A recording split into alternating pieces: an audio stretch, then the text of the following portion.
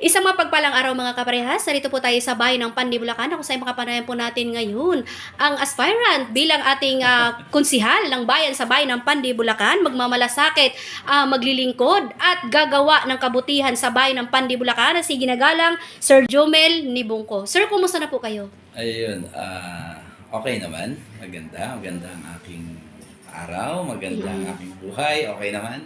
Alright, okay. Sir, may tanong ko lang po. Ano po ang kumbaga pumasok sa damdamin niyo at bakit po kayo sumabak sa larangan ng politika bilang isang maglilingkod sa bayan ng Pandi as a Bilang konsihal? konsehal. Opo. Okay, so actually talagang ako naman ay hindi nga lalaban dahil hindi ko sa katakalain na mapasok ako sa ganitong larangan.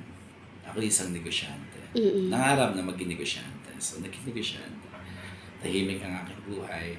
Ngayon, siguro, kaya ko napag-isipan na lumaban kasi nakita ko yung taong bayan. Nakita ko, most especially the housing.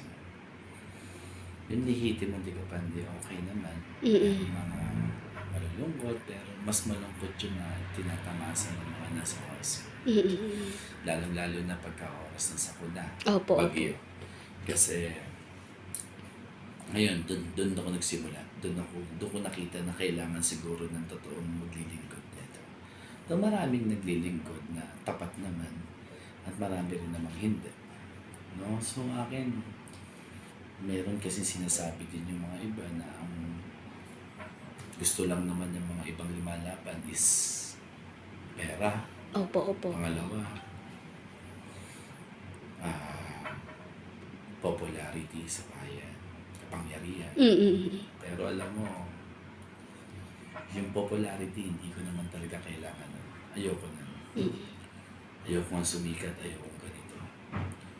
Yung pera ng bayan, hindi ko naman masasabi na na pera ng bayan ang kailangan namin. Kaming mga gustong lumaban kasi ako, totoo lang, mas malaki pa nga yung kikita, yung ginagastos ko kaysa Opo. Tama po, So sir. yun,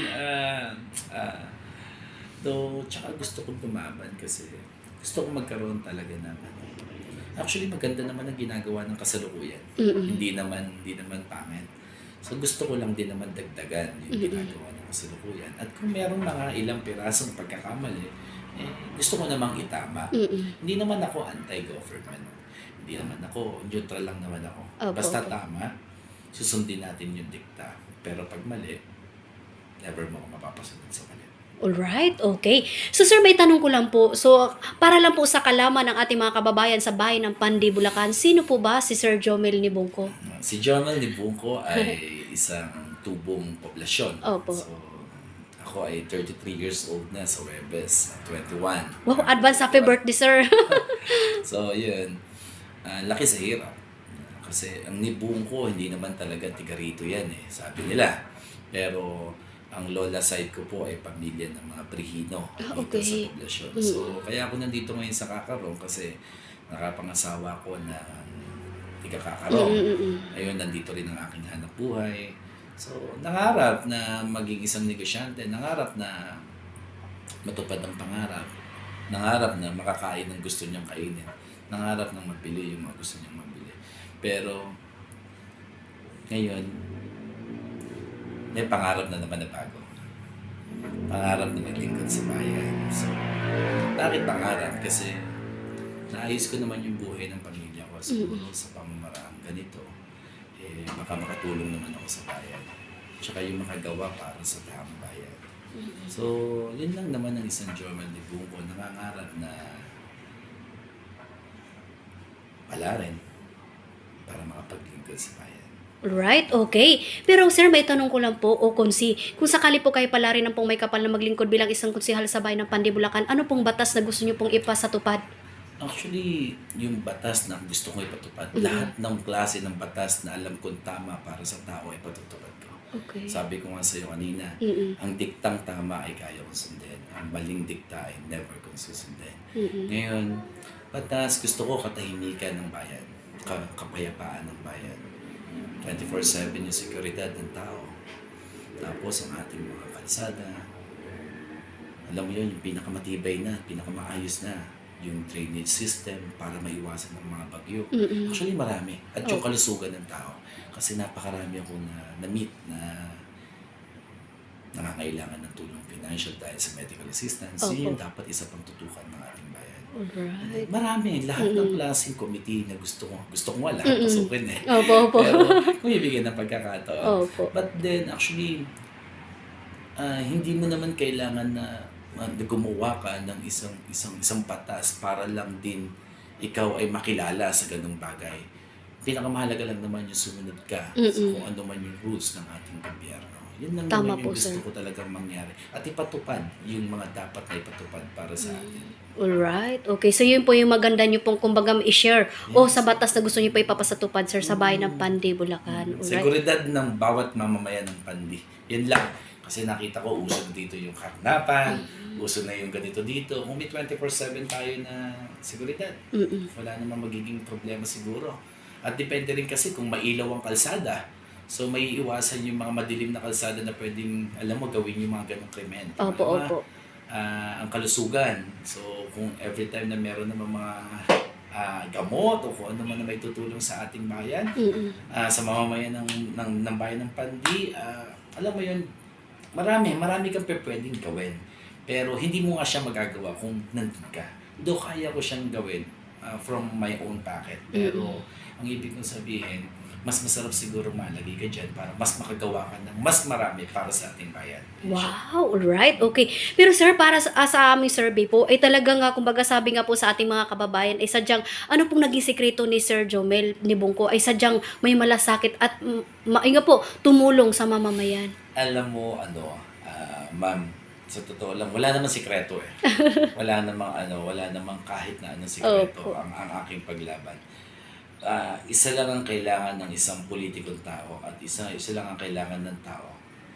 Alam mo, maging tapat ka lang. Opo. Maging tapat ka lang. Hindi pwede na plastikin mo ang tao. Opo. Maging tapat ka, ipakita mo kung sino ka, ipakita mo kung ano ka, at ipakita mo ang intention mo sa bayan. Opo. Kanina sinabi ko, hindi ko intensyon ang pera ng bayan.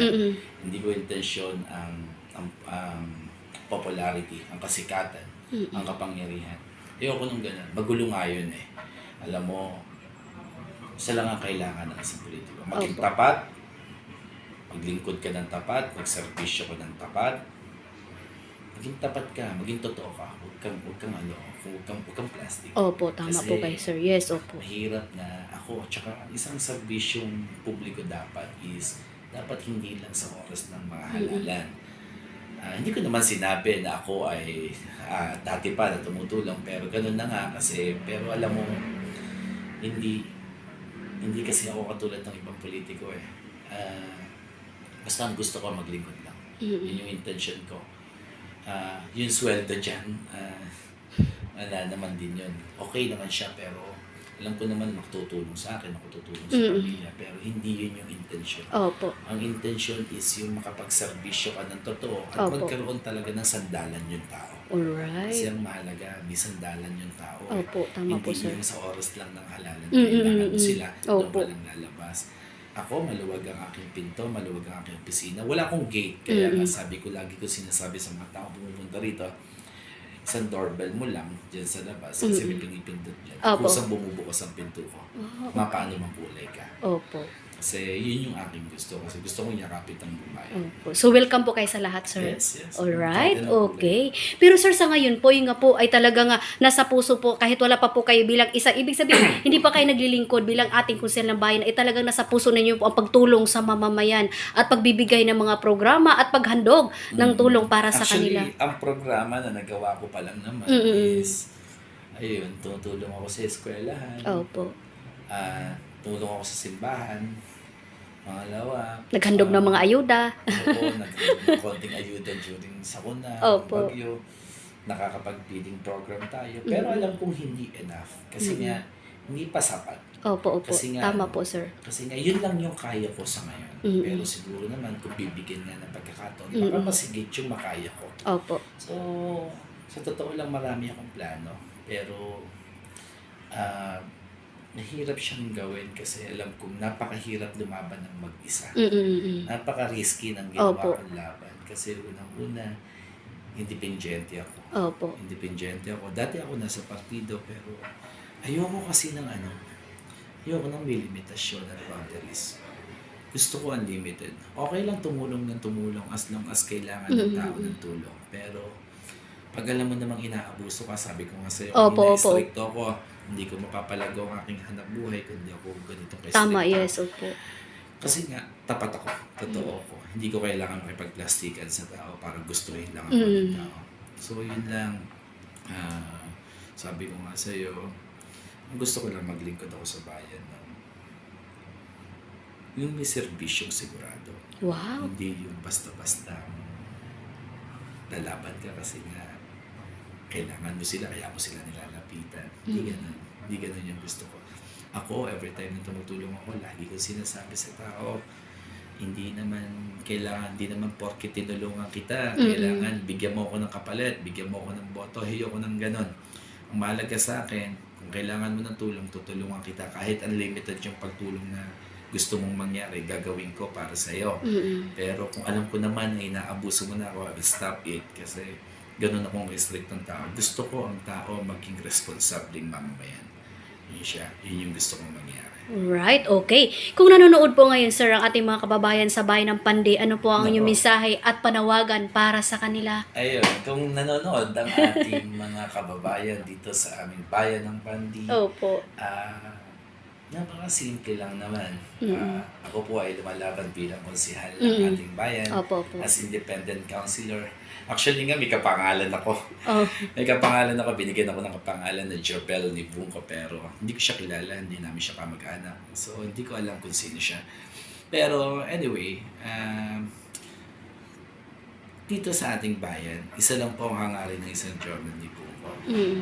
Magdilingkod po tayo ng tapat at magsaservisyo tayo ng sigurado sa tao.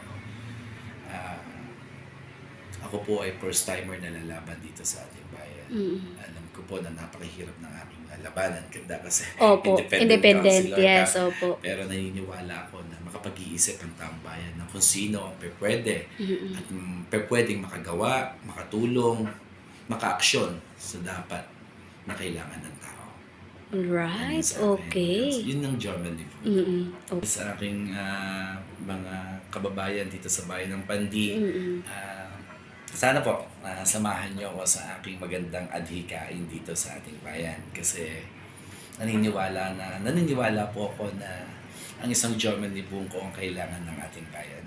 Wow! Alright, okay. So yun po mga kaparehas ang napakagandang mensahe ng ating aspirant councilor dito po sa bayan ng Pandi, Bulacan. Magandang araw po mga kaparehas. Lay Castro po ng Parehas News. Ingat-ingat po kayo, sir, and your family. God bless us all. And mabuhay ka, sir, hanggat gusto mo, and happy birthday po. Thank you.